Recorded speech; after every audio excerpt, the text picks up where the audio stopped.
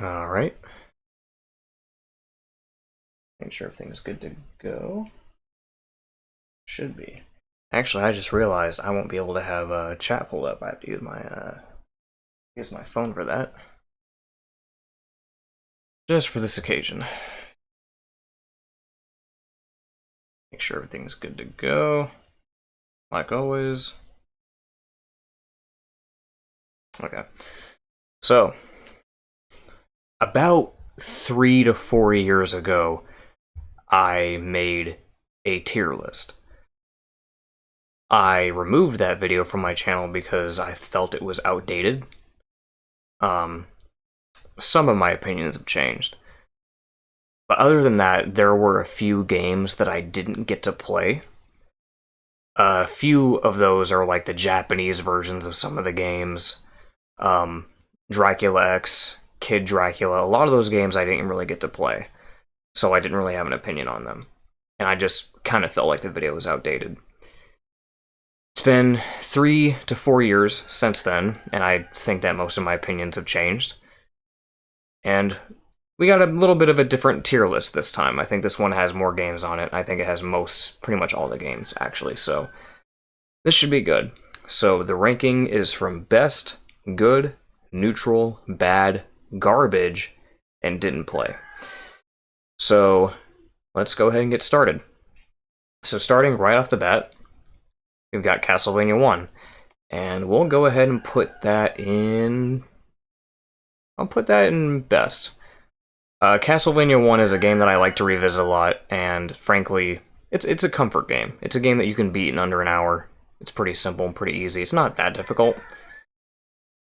Especially when it comes to like other Castlevania titles, it's really not that bad. Next, we got Vampire Killer, which I think is an MSX game? I have never played this one, sadly. I could emulate it at some point, but I've never really played it, so can't have an opinion on that one. Simon's Quest. This is good. I know it sounds crazy, but I've made my opinion on this plenty of times. Simon's Quest, despite all the cryptic bullshit, if you play it with a guide, it's pretty enjoyable. It's a good game. I feel like if the developers, or like the localizers, just translated the game properly, and, gave you proper hints as to where to go, instead of having to rely on a guide half the time, I think people would like it more, It's good. Haunted Castle. Oh, man. I'll put it in neutral. Haunted Castle is an arcade game, and I played it on my channel already. It's a pretty short game, but it's also extremely hard. This game is hard as hell, to an unfair degree, because, arcade game, it's trying to suck out your quarters. But the thing about it is that, yeah, it's extremely difficult, to where even when I was playing it, I had to, abuse, the credit system to where I had to keep on using continues. It is that hard. I like some of the music in it. I like some of the sound design.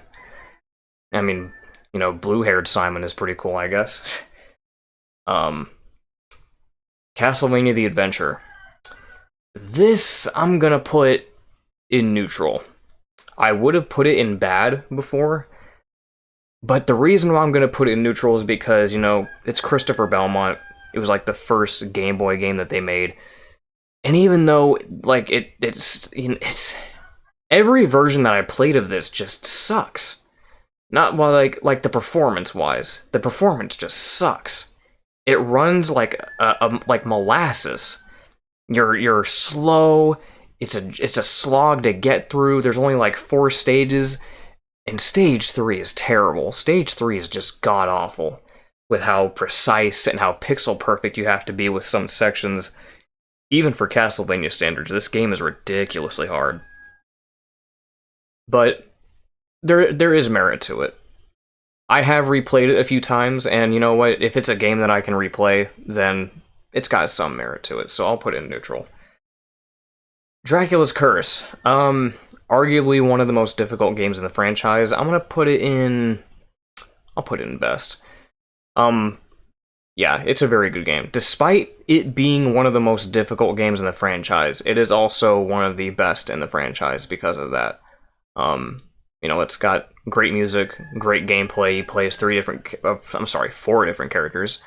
Play as Trevor, Sypha, Grant, Alucard. It's a pretty long game too. Well, at least longer than the first one. It's longer than Castlevania 1. And I remember growing up, I kind of stayed away from this game because of how much longer it was and how much difficult it was compared to the first one. But nowadays, I've kind of lightened up to it, and I think it's really good. So, yeah. It goes up in best. Kid Dracula. How do I feel about this? So, Kid Dracula, here's the thing about this. These aren't really Castlevania games, even though they do take place in the Castlevania universe. They play more like Mega Man clones, kinda. But they're not really my thing. I'm gonna put both of these in neutral. I'm assuming one of them is the Game Boy version. But they're just not my thing. They're more like gag manga than anything. They're really weird. Anyway, Belmont Revenge. I will put that in good. It's much better than the adventure, much better. It's much smoother, stage design's better, boss design's better, gameplay's better. Literally everything about this game is better than the adventure, for sure. I can't praise it too highly though, because obviously it's a Game Boy game. It can only do so much right. And I'm also going to knock it down a peg because Soleil's not playable, damn it. Man, if only Soleil was playable, wouldn't that be cool? Anyway, just to make sure that works. So yeah, Castlevania 4. Oh boy. Oh boy, I've already said my piece about this game. Y'all don't like what I have to say. I'm gonna put it in neutral. I'm sorry. I know it's gonna piss a lot of people off, but I will say this. I mean, I don't think the game is bad. I feel indifferent to it. Because again, most of my criticisms about this game are still the same. The fact is, it takes a lot of the challenge and the charm of the other Castlevania games and just removes it. By giving the player too much control, you are actively taking away what makes the other games so cathartic and, satisfying to play. And it just feels too easy. And frankly, just a little bit on the boring side, frankly. I get they were trying to go on the side of, atmosphere, because, yeah, the music's good, I guess, the atmosphere's good, but, the gameplay just kind of leaves me wanting more. It picks up in the later half, because then they start, shoving more enemies at you, but for, the first half of the game, it's just such a slog to get through because of how boring it is. It's alright. It's not my favorite, but it's okay. Castlevania on the X68000. This is basically just Castlevania Chronicles before Castlevania Chronicles was a thing. I'm gonna put this in... This game is hard. This game is very hard. It's already bad enough that Castlevania Chronicles itself is pretty hard. This game is very hard. I'm gonna put it in good. Why not? I'll talk more about it when we get to Castlevania Chronicles, which is right now. So, Castlevania Chronicles, I will put that in best. This is a very, very solid remake of Castlevania 1. Very solid. I love the artwork done by Naomi Kojima. I know a lot of people feel kind of, bitter towards it because of how, weird it looks. I've always liked it. This is the Simon that I grew up with. This is, the design for Simon that I was familiar with growing up. Maybe that's why I feel so, that's why I have a soft spot for it. But the game itself is just great. The music is fantastic. They give you, 3 different soundtrack options to choose from. It plays like a Castlevania game should. See, that's the difference between... Because Castlevania Chronicles and Super Castlevania 4 are both remakes of Castlevania 1. But the difference between them is that Castlevania Chronicles actually plays like a traditional Castlevania. There's no gimmicks, there's no, omnidirectional whipping, there's no hook swinging, none of that. It plays like Castlevania 1 does. Just with updated graphics, updated music. I like it. It's really good, and it has one of my favorite Dracula fights ever. It has one of my favorite Dracula fights. You know, where you're hitting him and he gets down to half health and his face gets uglier and uglier. I love that. That's good. Rondo of Blood. Oh boy. This is another game that I have a lower opinion of compared to everyone else, surprisingly. Maybe it's because I played it so much, and I don't know, maybe it's because I played other games, but Rondo of Blood is kind of like, it's on the lower list of the classics. I'll put it in good, because it is a good game, but when it comes to the other classic Castlevania games, it's not my favorite. I would much rather be playing Bloodlines, or even like Castlevania 1 or 3 above it. It's just not my favorite. I don't like the sound design too much. Like, some of the sound effects just feel kind of awkward. It feels a little bit stiffer than most games, which says a lot. I don't know. There's something about it. There's just something about it. I can't explain it. Dracula X. I'm gonna put that in the same vein as this, although I will put it ahead of Rondo of Blood. I know I'm going to sound crazy for that, but I kind of do like Dracula X more. I know that's an unpopular opinion, but I like the sound design better. I like some of the gameplay elements better.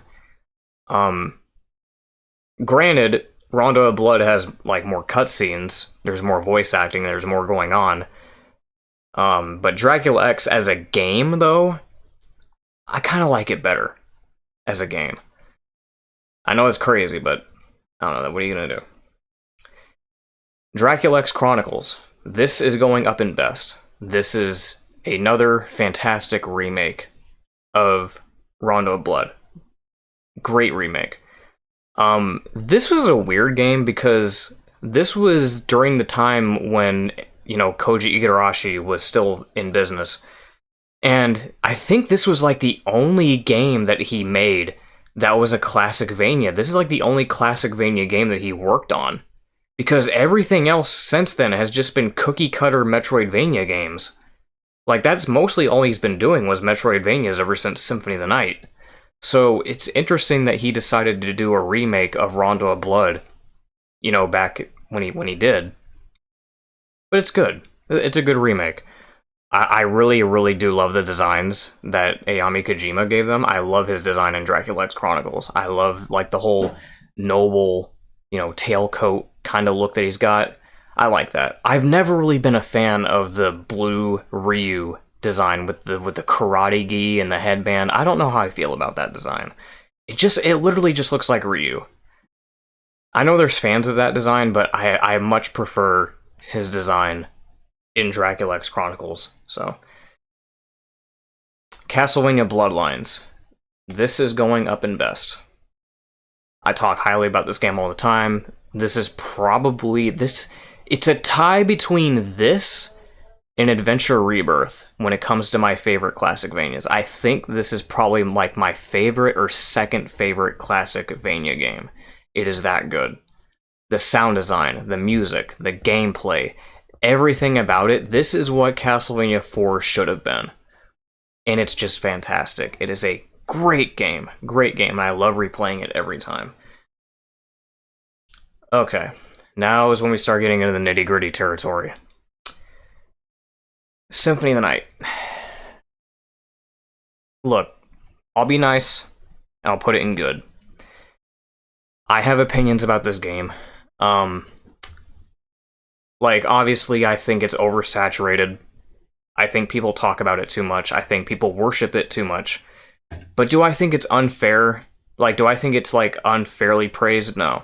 Obviously, the praise that it gets is deserved. It set a precedent for the franchise. It practically invented a brand new genre for gameplay entirely. It set the stage for the series.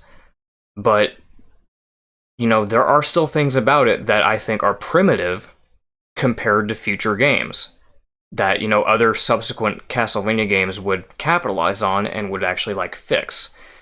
Things like the warp rooms, because Symphony of the Night has some terrible warp rooms.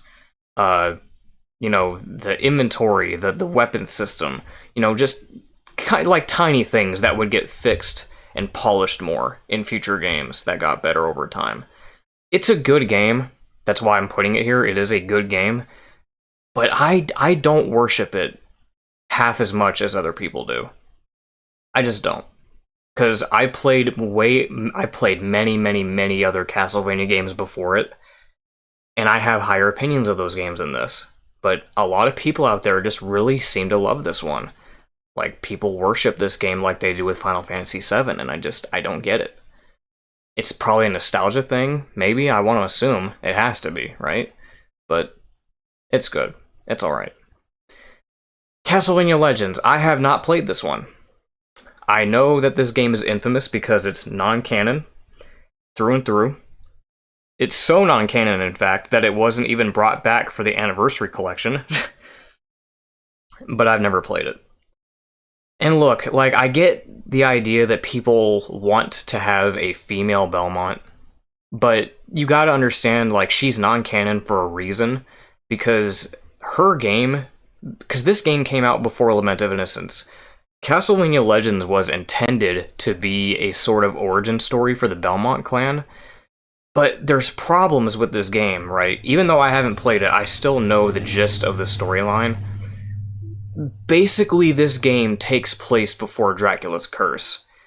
And the problem with that is that Trevor Belmont is established to be the first person to slay Dracula. Like, that is the first that's established.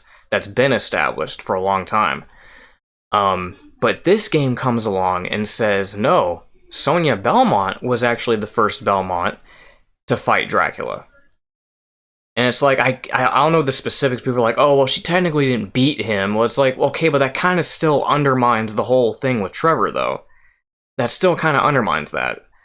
And it also kind of feels weird because the Belmonts, and again, this is not to sound sexist or anything, it's just an observation. The Belmonts are a patriarchal clan. Like, through and through. Like, they're primarily a clan of men. Just like how the Belnades are a matriarchal clan, mostly comprised of women. It just kind of feels weird to have this one Belmont, the progenitor of the clan, be a woman, only to have the rest of them be men for, like, every century. It just feels weird. It feels very strange. But no, there's things about it that mess with the story, like how it's implied that she marries Alucard and that Trevor ends up being their child.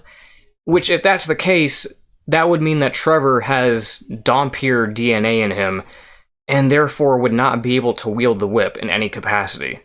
They would have just doomed their bloodline, because that means the Belmonts would not be able to carry the whip anymore. So, oops. Anyway, moving on from that. Castlevania 64. This is going to go all the way up in best. I've said it many times, you guys already know my opinions about this game. Castlevania 64 is a phenomenal game to me. Especially with it being Konami's first 3D Castlevania game, it is great. Especially upon repeat playthroughs, it is just fantastic. Like, when you replay it and you really start noticing the tiny details, you're like, wow, they didn't have to do that, but they did. And the fact that they did do it just makes this game so much better. And like I keep trying to tell people, like, I just realized this, right? This game has an auto lock-on system to where when you're fighting enemies, the game automatically locks onto them for you. Now, imagine if the game didn't have that. Then, yeah, this game would probably be a lot worse. This game would probably be a lot worse if it didn't have that. But the fact that it does have that, the fact that this game does have an auto lock-on system makes the gameplay feel so much better. And, like, there's even just things about it that are good, too. Just the gameplay in general, some of the story beats, the atmosphere. I've said this many times, Castlevania 64 is the only game in the franchise that has managed to scare me when I was younger. It's the only game in the franchise that scared me. And that, like, genuinely scared me.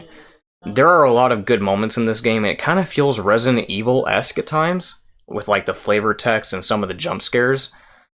But it's really good. It is a fantastic game, and I'm going to die on that hill every time. So, Legacy of Darkness. I'm going to put this in good. Nope, not there. I'm going to put that in good. Even though, ironically, it's supposed to be the director's cut version of the game, there are differences with it that I don't like as much.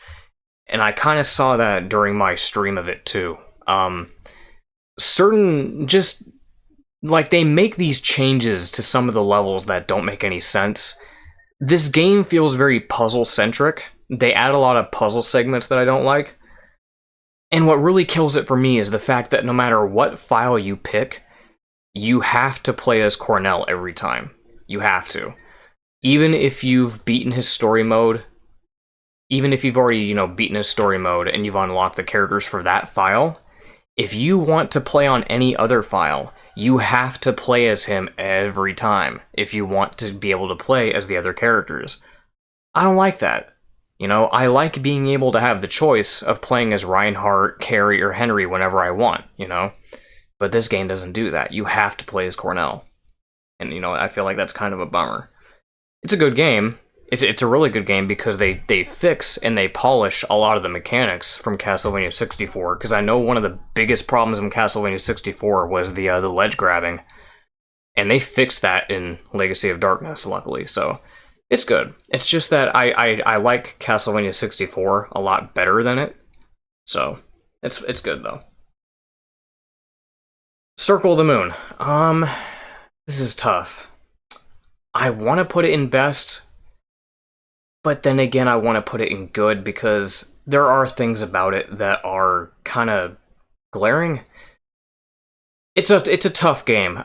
Circle of the Moon is arguably considered one of the most difficult games in the franchise, or at least probably the most difficult Metroidvania in the franchise because of some of the gameplay decisions that it makes. For instance, there's no shop. There's no shop in this game, which for a Metroidvania is weird, because you kind of need that. You kind of need to be able to buy potions, healing items, stuff like that, but you don't get that privilege in this game.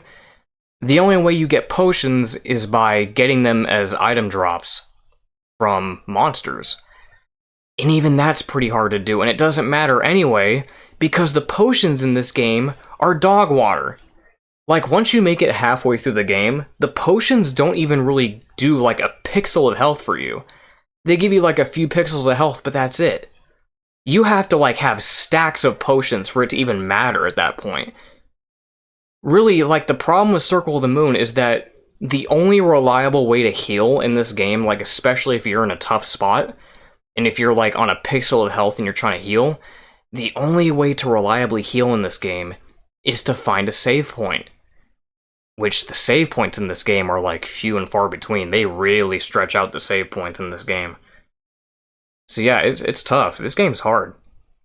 This game is very hard, but it's also good because it has a lot of really good gameplay elements. I would say of the entire GBA trilogy, this game has some of the best movement. It has air control.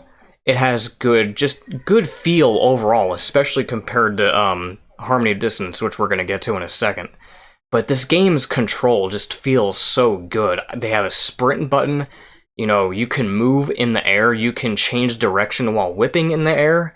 Like, stuff like that's just really nice to have. Because, it's nice to not have, like, once you're committed to a jump, you're committed to that jump, and you have to wait for it to go like a full arc before you land. You're stuck. You're stuck in an animation, but in this game, you're not. You can move wherever you want. You have total air control, and I love that. But it has one of the best Dracula fights, too. Really good Dracula fight with a really good song, Proof of Blood. Really good. But yeah, it's good. I'm not going to put it in best because there's things about it that I don't like, but it's solid. It's a solid game. Harmony of Dissonance. Hoo boy. This is a game that I still, to this day, don't have a solid opinion about. I just don't. I've replayed it, I've beaten it many times, and I still don't really know where I put it. I don't know, because, like, there's things about it that it does right. There are fun aspects about it, but there's also really bad aspects about it. Like, and I know, again, unpopular opinion, but I don't like the music. Like I understand. I know what the explanation is. I understand why it has an 8-bit soundtrack because they wanted to save up on space because they spent most of their resources on like the colors and the animations and the backgrounds, which is fair, but that doesn't stop the fact that the 8-bit soundtrack sounds terrible. Like there are some tracks in this game which sound just grating on the ears. I mean genuinely grating on the ears. The movement sucks. Like I've said, I mentioned this when I was talking about Circle of the Moon. The movement just sucks. You have no air control. Like, and it's not even like the good kind of stiff that you get from like Castlevania 1, right? Castlevania 1 has at least like a kind of like a polished movement style. Even though it's stiff, it's a polished kind of stiff. The movement in Harmony of Dissonance feels inconsistent and unreliable. That's my problem with it. There's times when you're trying to attack an enemy in the air, or even just trying to do like a jump attack. And then there's so many times where you just fly straight into an enemy because you have no way of controlling your character. Because once you make that jump, you're committed to it and you just have to deal with it. The amount of times where I've jumped into an enemy because I was trying to do an air attack is ridiculous. And it's inconsistent. Sometimes it happens, sometimes it doesn't. And I think that's my biggest problem with it, is just the air control. But no, the biggest problem with this game, the biggest problem with Harmony of Dissonance is the fact that it has a clusterfuck of a map system. This is like an anomaly of a game. This game is an anomaly because Harmony of Dissonance has something that the other games don't. And that has a combined map system. It has an A and B map system that overlap on top of each other, and you have to alternate between these two castles constantly. But the game doesn't really do a very good job of telling you that, or even conveying how you do that, which is imperative to progressing through the game. You kind of need to know these things in order to progress. The amount of people I've seen rage quit this game halfway through because they got lost is crazy. And I don't blame them, because it's easy to get lost in this game. The map is a clusterfuck. But yeah, there's just, like, it's fun. Like, there's aspects about it that are good. Like, I do like some of the gameplay elements. I like the sub-weapon mechanic. I like the boss fights. I like some of the music. There's some aspects about it that are good.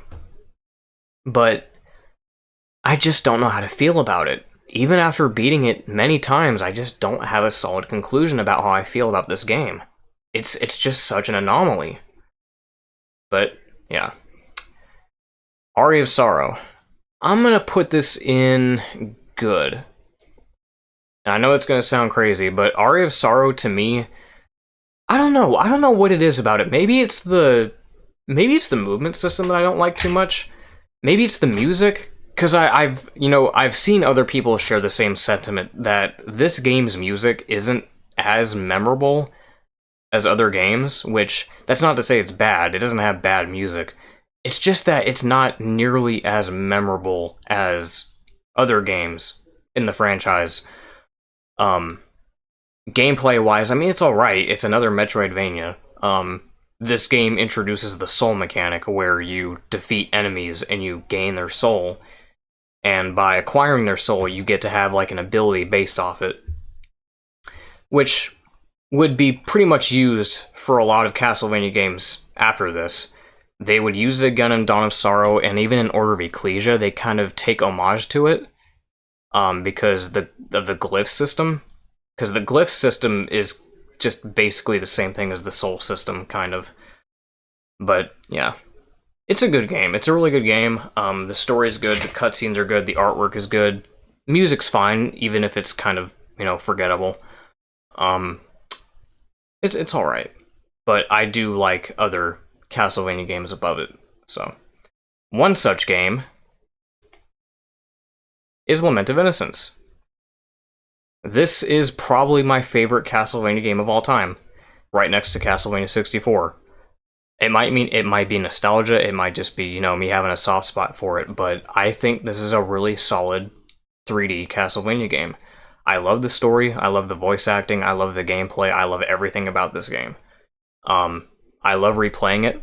I love the extra modes, like being able to play as Yahim and Pumpkin and even Crazy Mode. There's just a lot of things about this game that are really good to me. And it's like, I love it. It's really great. I mean, I don't know what else I can tell you. It's just fantastic. It's also the origin story too, which is also another factor. It's like, it's nice to have, you know, the origin story for the series. Dawn of Sorrow. Now this is going to be an unpopular opinion, but I'm going to put Dawn of Sorrow up in best. Yes, that's right. I love Dawn of Sorrow. I love this game. I think it's better than Aria of Sorrow. I think it's better than Symphony of the Night. Yeah, sue me. I think it's just the atmosphere of the game that's really good. I love the atmosphere. Like, I especially love the opening area where it's all like snowy. It's like a snowy forest, and you're like in this abandoned village. It just looks cozy. It's all nice. It's a very cozy game. This is a very cozy, comfortable game to play. But other than that, I mean, I just like the gameplay too a lot better. I like the movement better. I like the music better. The music's more memorable in this game, in my opinion. Like, I love the Cursed Clock Tower. I love the Condemned Tower. I love Dracula's Tears. Like, a lot of tracks in this game are just really good and catchy too. But yeah. Curse of Darkness. This is also gonna go up in best, because this is also a really solid 3D Castlevania game right next to Lament of Innocence. It's a lot longer because it's, you know, non-linear compared to the other one. It's a lot more open world. There's more. It actually has RPG elements this time, because in Lament of Innocence it was like pseudo RPG kind of, because it had a stat screen, but it didn't really play like a traditional RPG. You weren't leveling up. You weren't increasing your stats. You weren't really doing anything like that. But in Curse of Darkness, you actually do have stats, and you have different weapons to pick from. You can level up. You have the Innocent Devil system, which is pretty cool. There's a lot of replay value to this game. My only criticism with it is, yes, you do begin to notice, especially when you're trying to 100% the game, that a lot of the areas look very similar. There's a lot of these just long stretches of hallways and corridors that lead just to... There's a lot of looping pathways, too, that just loop back onto the path again and don't go anywhere. It's like what is the point of this? What's the point of these giant looping pathways that don't take you anywhere, huh? They don't even really give you anything for them either. They're just looping pathways for the sake of having a looping pathway. But yeah, I love it. I still love it. It has one of the best. It has some of the best boss fights in the series. And I've said this before. This game is Michiru Yamane's magnum opus. This has the best overall soundtrack of any Castlevania game, I think. Curse of Darkness has the best music in the franchise. So, Portrait of Ruin. I'm also going to put that in best. This is a very fun DS game. It's probably the most fun Metroidvania game.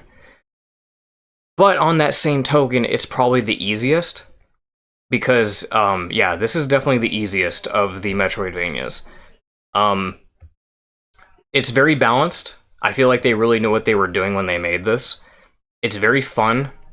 The voice acting's very campy. Like, it feels like you're playing an anime, which, yeah, this is around the time when Koji Igarashi was doing the whole, you know, anime art style thing to bring in a younger audience. But, yeah, you can tell it's very campy. It's very anime, it's very cheesy. But it's very fun. It's got a lot of unlockable characters, too. Like, you get to play as the sisters, you get to play as Richter, you get to play as the Axe Armor, and they're all really good. They were really well balanced. Like, because the problem with some of the other games, like Symphony of the Night, for example, Richter mode in that game is terribly unbalanced, to where it almost feels unfair sometimes. Like, he wasn't made to be in that game. Like, you can tell, like, it was almost kind of like an afterthought. It just didn't feel like it was balanced enough in that game. But in here, in Portrait of Ruin, man, Richter mode is fun. Richter mode is great in this game. The music's great. I feel like I'm going to say that about basically every Castlevania game about the music, because it's always good. Castlevania's always got good music. But, yeah, I would say that it's the most fun, but also the most easy Metroidvania of the franchise. But that's good. I highly recommend it, though. Okay, so now we're going to have a change of pace. Order of Shadows. This is going in garbage. This game is ass. I played it. This game is garbage. This game has terrible music. This game has terrible gameplay. This game has terrible artwork. This game has terrible everything about it.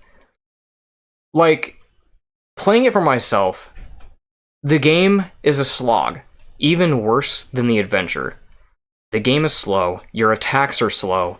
Everything about this game is slow. It's finicky. It's terrible. It's garbage. It borrows a lot of assets from Rondo of Blood, too. It's just terrible. This game is terrible. And since it was a Java mobile game at that means this was one of those games where you only had the option of picking either the music or the sound effects. You can only have one or the other. Either you play the game with music, or you play the game with sound effects. Neither is a good option, because like I said, the music sucks. Garbage game. If there was any game that they could bring back and give the Rebirth treatment, it would be this one. Because the idea of, like, Desmond Belmont is a cool looking character. I do like his design. I wish they would give him proper credit and, like, give him justice. Give him the Rebirth treatment. Let's see a remake of Order of Shadows. Let's see that. All right. Order of Ecclesia. Now this is a better game with order in it. So we're gonna put this in best. This is again just the DS trilogy. The entire DS trilogy is just god tier. They knew what they were doing when they made this trilogy on the DS. This is when it peaked. This is when Castlevania peaked for me. They knew what they were doing in terms of gameplay, storytelling, music, everything. They knew exactly what they were doing. And Order of Ecclesia is just no exception. Order of Ecclesia, Dawn of Sorrow, Portrait of Ruin, they're all great. I love them equally. I play them back to back. I play them alternatively. They're all just great games equally. This game also introduces Albus mode, where you can play as Albus. He has like a gun, so that's pretty cool. It's just, now Shinoa, and I've never really liked Shinoa as a character too much because, you know, throughout the game she's kind of like a blank slate kind of character. She's like one of those no business kind of like you know, hard ass characters that just wants to get shit done. I don't really know. I never really liked her too much as a character just because of, you know, how much of a hard ass she is and how, like, I don't want to say that she has no personality because she definitely does. It's just that, I don't know. I never really liked her character too much. I don't know. Her design's cool though. She's got a cool design. So now, oops, go back up. So now we've got Castlevania Judgment. I'm gonna put this in good. It's not the best, but I do like this game. I have spent many hours on this game when I was younger.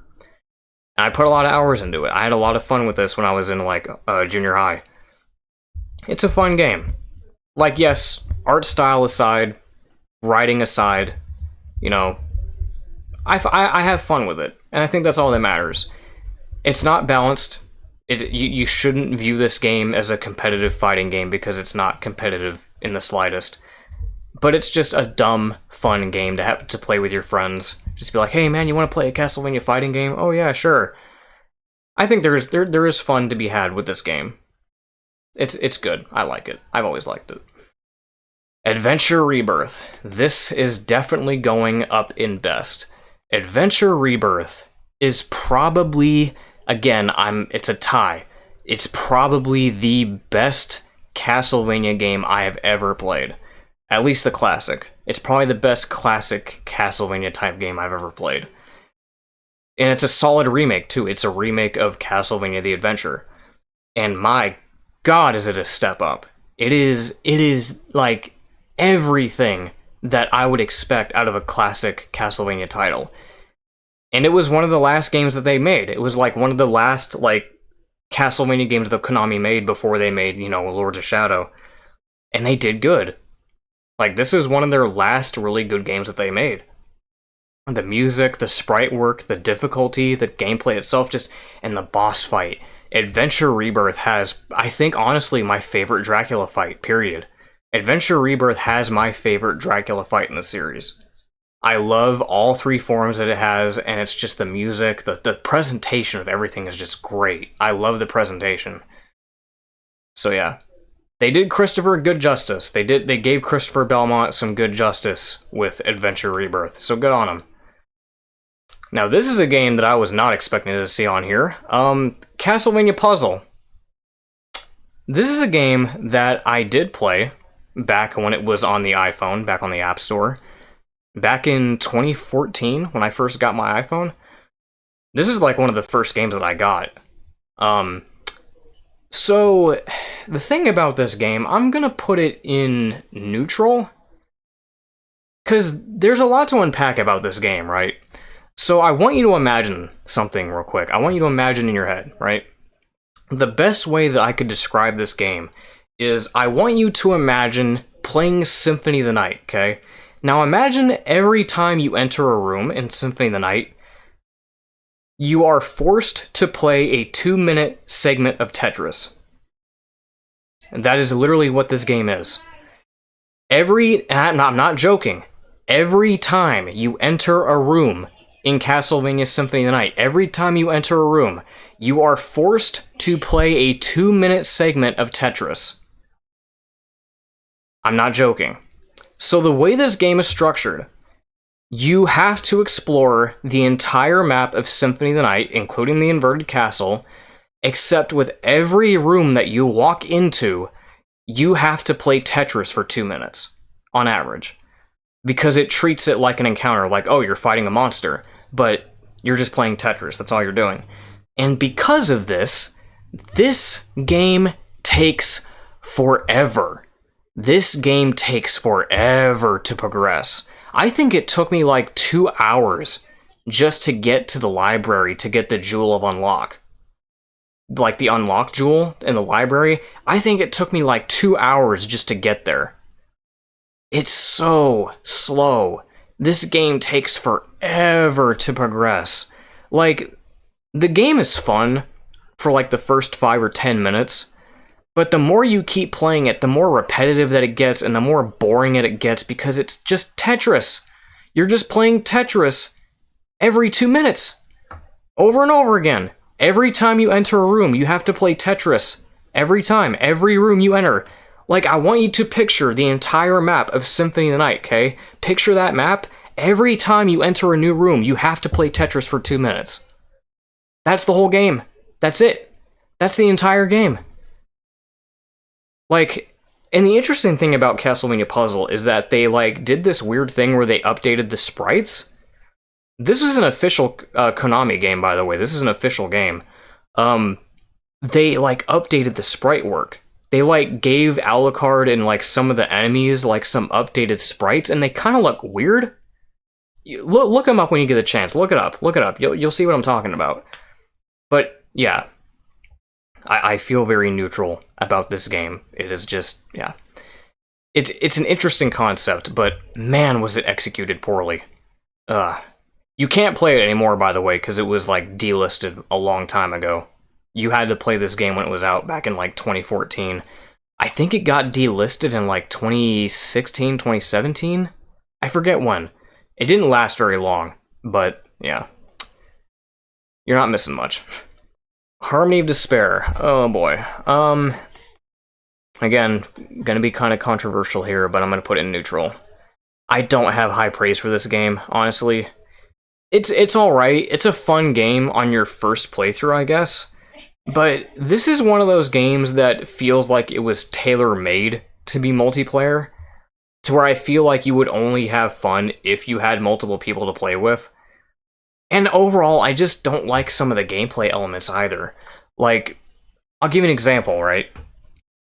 One of the things that I don't like about Harmony of Despair is the leveling system, because the leveling system in this game is whack. Because the way you gain XP is by the amount of hits that your sub-weapon deals. Why is it structured like that? Why does it work like that? Why is it not just based on killing monsters? Why is it not a traditional XP system where you beat an enemy and they give you XP? Like, why couldn't you just do that? Why does it have to be based on sub-weapon hits? That's very bizarre. So yeah, I've never liked that. It feels very grindy, it feels very boring. Like, the maps are overly... Like, the maps are huge, but there's not enough enemy placement. I think that's my problem. It has the same problem that Castlevania 4 does, where it just feels like a lot of dead air. I don't know. It's wasted potential, in my opinion. There's not enough characters. I think that's my biggest problem, is because, like, it's mostly just the DS characters in there. You know, they got, you know, Soma, Alucard, Shanoa, Jonathan, Richter. You know, mostly get characters that appeared in the DS games were mostly carried over. It would have been so cool if they had other characters from the other games in there, like Christopher, or even like Juiced, but they didn't do that. It's just, I feel like they could have made it bigger than it was. It's just wasted potential. The Lords of Shadow games. Okay, Lords of Shadow 1. Lords of Shadow 1, I'm going to put in neutral. I like these games. I do like Lords of Shadow, but the first one in particular, I'm not a fan of puzzle-heavy games. I'm not really big on puzzles in video games, and this is one of those games that has a lot of them. I love the atmosphere, and I love the presentation, and I love the storytelling, and even the gameplay, but there's just so many times in the first one where the puzzles just completely break the flow of the game, and just completely it's like, man, I don't even want to play anymore, because I don't want to deal with this puzzle shit. But it's still fun, though. I do like the plot twist at the end. It's really worth it. It's a good game, though. Mirror Fate. This is going up in best. This is a very solid game. If there was an idea, if I had an image for what a modern Castlevania game would be like, Mirror of Fate would be it. That's how you do it. It's a 2.5D type of game, and you get to play as 3 characters. You get to play as Simon, Trevor, and Alucard. And they all use kind of whip-based gameplay. I love the way the whip works in the game, too. I love the whip combat. This game was so good that it managed to convert my cousin into becoming a Castlevania fan. And that says a lot, because I remember when I was younger, he was like, man, I can't really get into this franchise because I'm not a fan of the whip gameplay. But it was this game that got him into it. He said that he loves the whip combat in Mirror of Fate, and I agree that the whip combat in this game is great. It's fantastic. It's satisfying. It's got good sound design. It's got combos. I love it. So yeah, really solid. Lord of Shadow 2. Not as good as Mirror of Fate, but it's at least better than Lords of Shadow 1. I know that tends not to be the popular opinion. I know a lot of people tend to, like the first one better. But I love the second one because, one, it's not as puzzle heavy. It feels more, focused on, the hack and slash gameplay. It feels more like a power fantasy. Because you're playing as Dracula. You're actually playing as Dracula in this game. And I feel like that is a pretty good incentive by itself to play it. Because you're playing as Dracula. That's awesome. Like, how many Castlevania games do you get to do that, But the gameplay is good. It's just so cool. I love the storytelling, too. Lord of Shadow has a good story. Lords of Shadow has a really good story, and I think everybody should give it a chance. But, yeah. Lords of Shadow 2 is good. The arcade. So this is an interesting situation to be in, because recently we just had the game resurface online, and now you can play it for yourself. I'll put it in neutral for now, because even though I have it downloaded on my PC, I'm still waiting for them to fully fix the game to be fully playable, because it's kind of in a broken state right now. But from the gameplay that I've seen, it looks really fun. This game looks really, really fun. So even though I technically have it on my PC, I haven't technically played it yet, but I think I'm going to like it. From what I can tell from the gameplay, and from everything that I'm seeing so far, I think it's safe to say that I might like it. Because it looks fun. It looks really good. I can't wait till they make it like a proper patch for it when they fix it. Because I'm definitely going to be streaming that when I get the chance. So look out for that. Grimoire of Souls. This I'm going to put in good. Even though it is a mobile game riddled with gacha mechanics, it is still a good Castlevania title. It carries over the plot lines from Koji Igarashi's storyline, like the canon. So, and matter of fact, I'm pretty sure it is canon, by the way. This game is canon. The storytelling is fantastic. Being able to see all these characters interact with each other is great. I love the writing on some of these characters. The gameplay itself is great, though. This, like, Grimoire of Souls feels great to play. And I can't wait for them to give us a console port at some point, because this game is fun. Because again, even though I know, you know, mobile game, gacha game, it's still fun, though. I have a lot of fun playing this.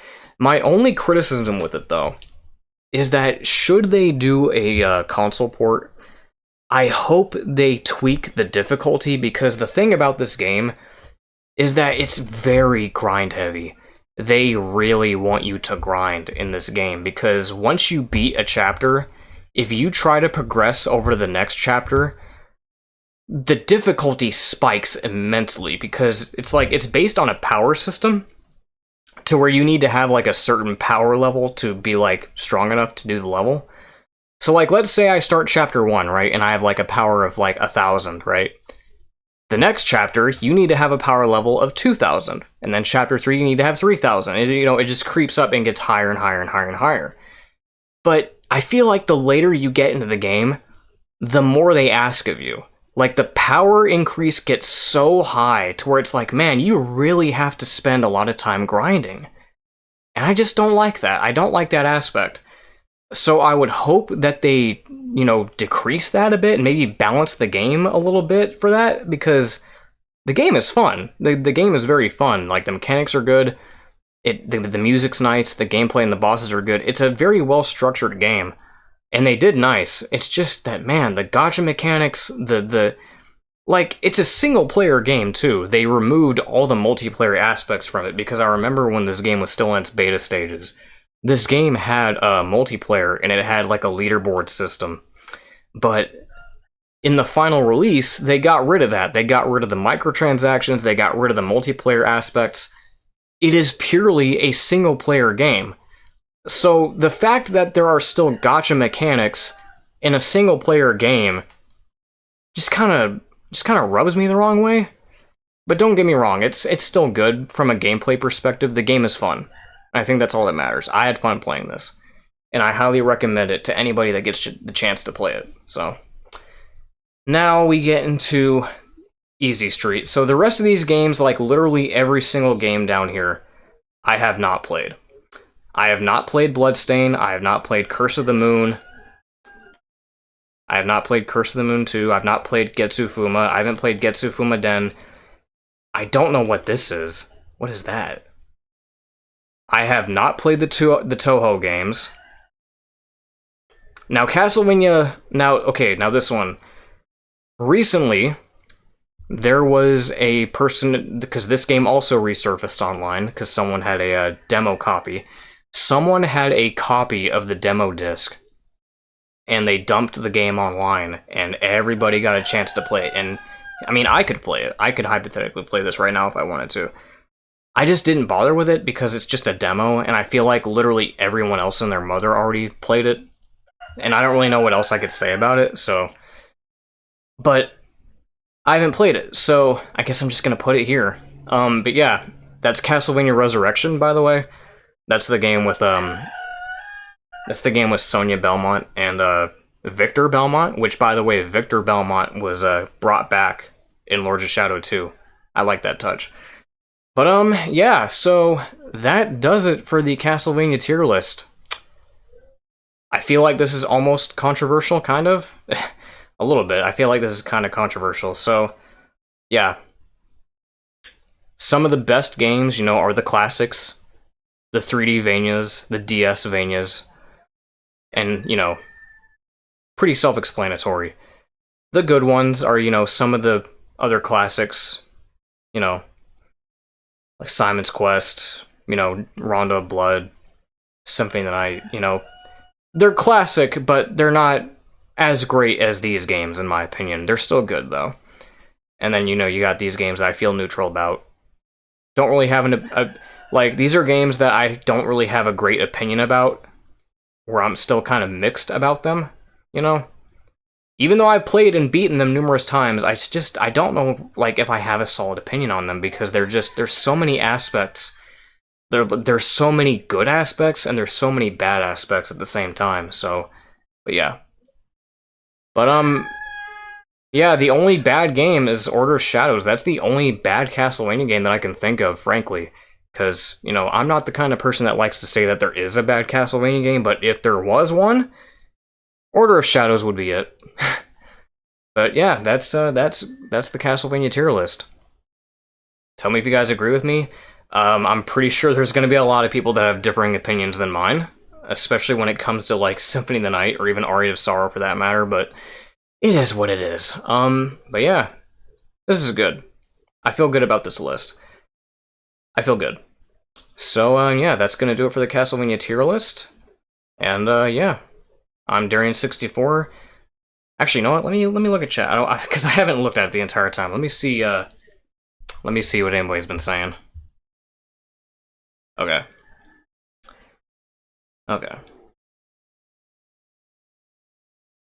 Yeah, okay. Yeah, sorry. Sorry that I haven't been reading chat, because I wanted to make this, you know, as streamlined as possible, so sorry about that. Okay. So again, the only reason it's cryptic is because Simon's mind also gets deteriorated. I mean, I guess that'd be like an in-universe explanation, right? Put it in bad. Don't let the Symphony of the Night lovers get you. Nah, I couldn't do that. I don't hate Symphony of the Night. I just don't like the people that worship it. That's the problem. I just think that the game is very, it's just oversaturated. I don't want to say overrated, because I don't think that's the right term. It's just oversaturated. That's my problem. It's very annoying when people just choose to talk about Symphony of the Night and nothing else. That's it. It's a good game. I don't think it's bad in any sense of the word. It's very annoying when people don't want to acknowledge the other games in the franchise, you know? This is a very controversial list, but it's your taste. My taste in Castlevania games is very linear and boxed and standard, but we can't just disregard other views because they don't, yeah. Your opinions don't perfectly align with my opinions. Unsubscribed. Rusty. Genshin Impact doesn't count. That game is just not... Oh, probably not. And to port Grimoire of Souls to PC or console would basically require them to upscale the models in general, revamp the gacha and power system, making... Well, you say that, but Capcom just recently released Mega Man X Dive for consoles, and that is a mobile gacha game. I mean, there's already a ton of mobile gacha games on consoles, by the way. Bleach Brave Souls has been on consoles for like a year or two, I think. And that's a mobile gacha game.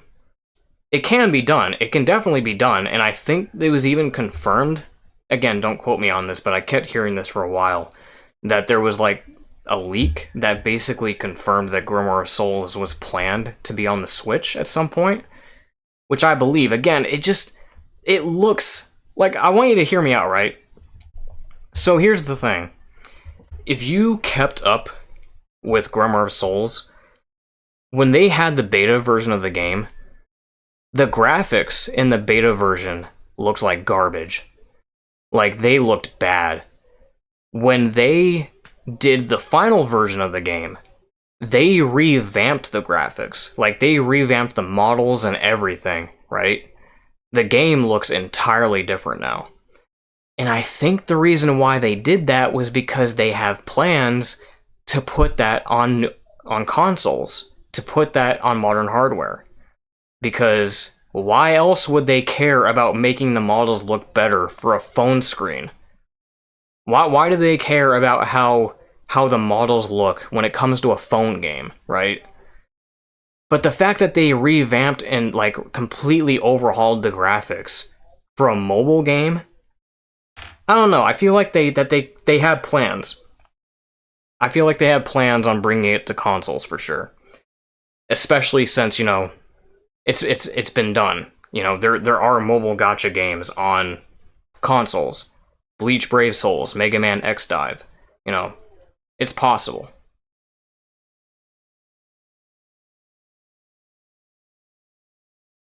I feel like the first Castlevania games have aged. It depends on what you mean by aged. Because, like, I know people don't like the stiff gameplay, but I feel like that's kind of deliberate.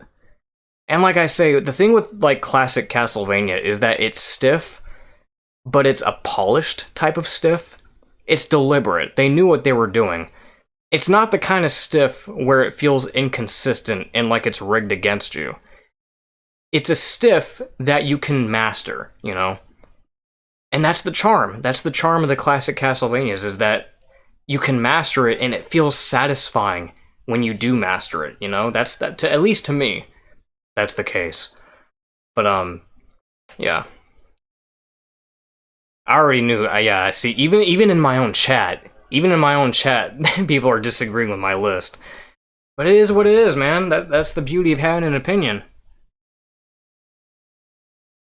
That's the beauty of it, man.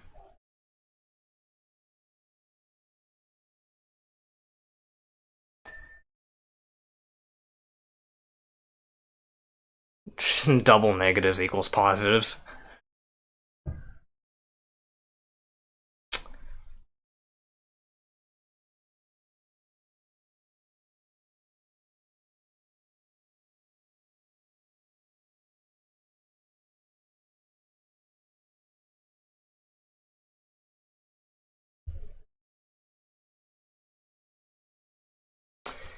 Alright, well, I think that's gonna do it. So yeah, pretty controversial list from what I can tell by my chat. Can't wait to see the comments on this one, for sure. Can't wait to see what the comments look like for this. Probably gonna be interesting to look at. Probably gonna get some naysayers like, how dare you put Dude, I already could see it. People are gonna be like, how dare you put Symphony of the Night underneath Castlevania 64 and Castlevania Chronicles, or even Adventure Rebirth, or even a Mirror of Fate. How dare you put Symphony of the Night under a Lords of Shadow game? How dare you? No, but I think this is fair. I think this is a totally fair list, in my opinion. I think this is fair. So, that'll do it. I'm Darren64, and I will catch you guys in the next stream, which I don't know what it's going to be. I don't know what I'm going to do for the next stream, actually. Maybe I should finish up Yahim mode. I should probably do that. I should probably finish up Yahim mode. But alright, that's going to do it. I will catch y'all later.